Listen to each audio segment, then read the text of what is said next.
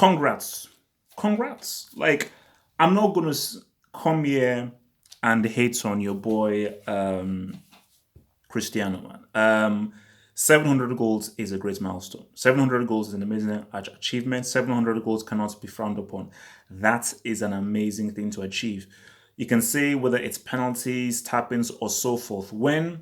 Because I always say to people, like, if it's so easy, how come not more people have done it? He's one of very few people who have reached this milestone of earning 700 goals, which is why you have to put him in that special echelon of one of the great goal scorers. I think he has to be in the conversation. You can make the conversation that he's one of the great goal scorers because I'm a guy that focuses on peak.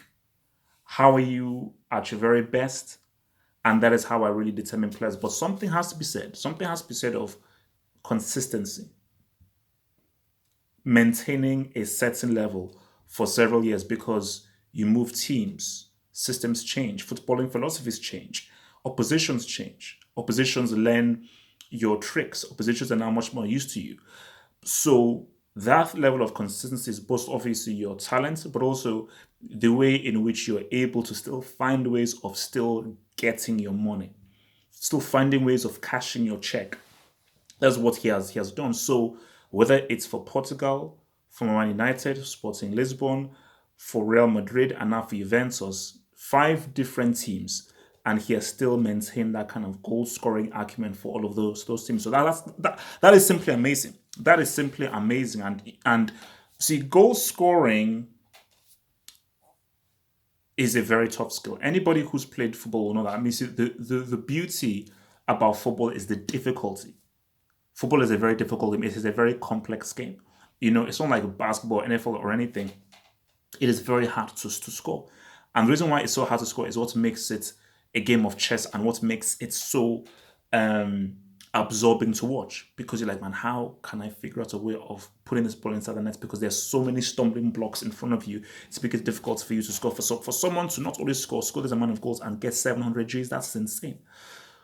But what I will say is this, and this is what I have put out there. And this is not against Cristiano at all, nothing at all. I clicked on Shevchenko and I clicked on Ukraine.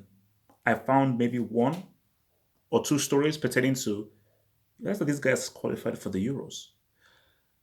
On the Sky Sports video, the headline is Cristiano Ronaldo and 700 goals. And then it then shows the score and say, wait a minute, they lost the game. They lost the game. The headline can't be Cristiano got 700 goals.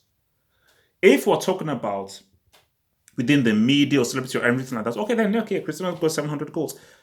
This is a football channel and we talk football. We are within the footballing community. We're not within the media community. What we're talking about right now and our daily bread is football.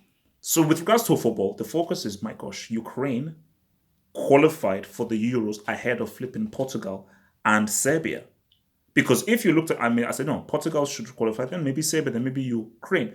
So for Shevchenko to achieve that it's bloody amazing. That is an amazing achievement. And he said that he was going to make a promise that this is what he was going to do. And he came and he fulfilled that promise. And I think that's amazing because Ukraine doesn't have any truly world-class players. Are you saying Yarmolenko is one of the best players in his position? Are you saying Zinchenko is one of the best players in his position? So for Ukraine to get the job done like that against what I believe is a superior Portuguese team with several world-class players. I mean, Bernardo Silva, flipping Cristiano, and flipping Semedo. I mean, I can just name all the names of the top players who are some top of the players in that position. And Ukraine still came above them.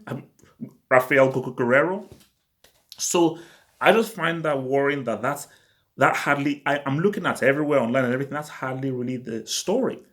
Because that's bloody amazing. And for me, growing up, seeing what an amazing player Shevchenko was, one of the best strikers of his generation, and him now sort of started breaking that trend of an amazing player, looking to be like an amazing coach. I think that is an insane story, and that has to be applauded.